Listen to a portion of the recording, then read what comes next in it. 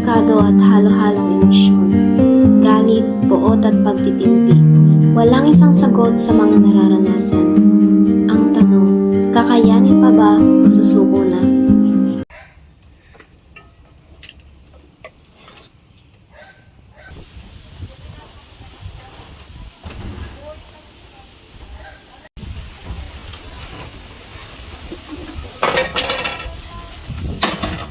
Bakit walang kanin? Hindi ka man lang pa nagsaing. Alam mo, galing ako sa trabaho. Tapos ikaw kakain-kain ka lang dyan? Wala ka na nga lang itinutulong dito sa bahay tapos kain ka pa dyan ng kain? Napakapatay gutom mo! Nakakabagot ka!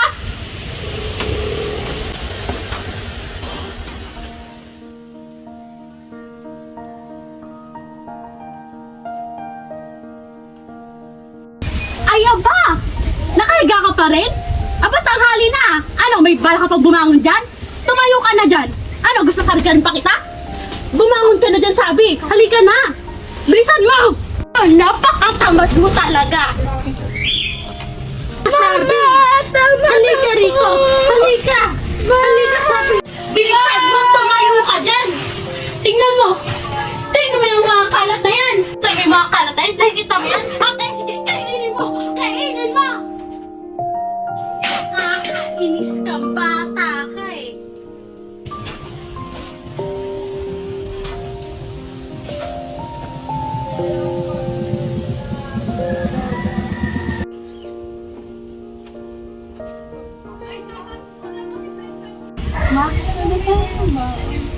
Wala tayong pera, hihingi ka pa? Malis ka nga rito! Kulit-kulit nito!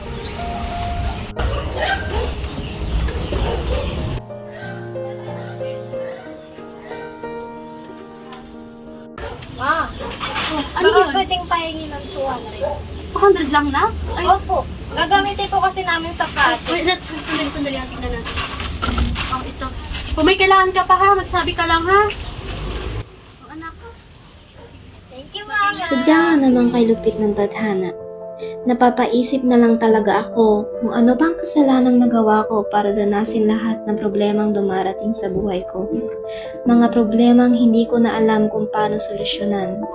Mga problemang hindi ko alam kung kailan matatapos. Araw-gabi akong nagdarasal na sana paggising ko maayos ng lahat.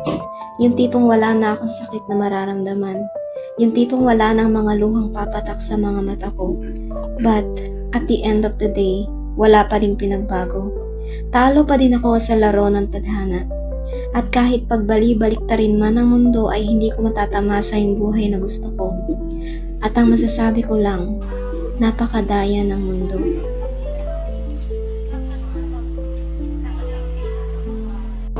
Okay, guys, mag-attendance muna tayo.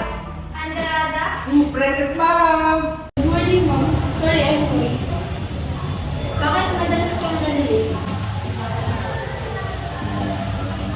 Sige, maupo ka na.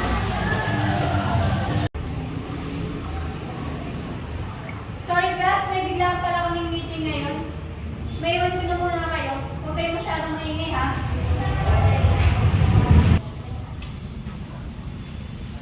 Yes! Wala na si ma'am!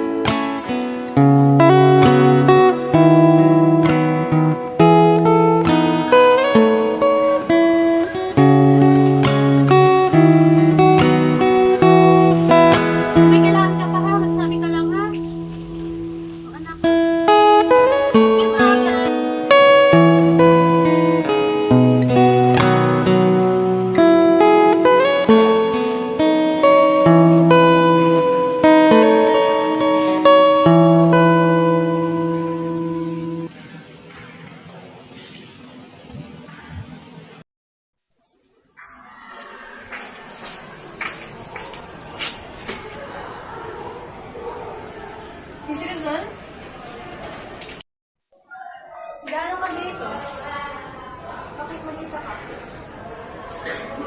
Ano nangyari na naman doon sa bahay? Kumain ka na ba? Diba? Ito. Sige na, okay lang. Tanggapin mo na. Para sa'yo talaga yan. Pag may kailangan ka, lumapit ka lang sa akin, ha?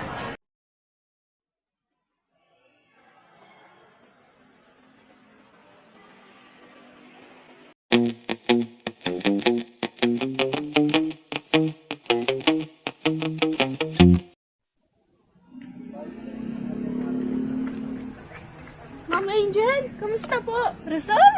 Ma'am! Aba, asensado ka na ngayon, ah. Hindi naman, ma'am.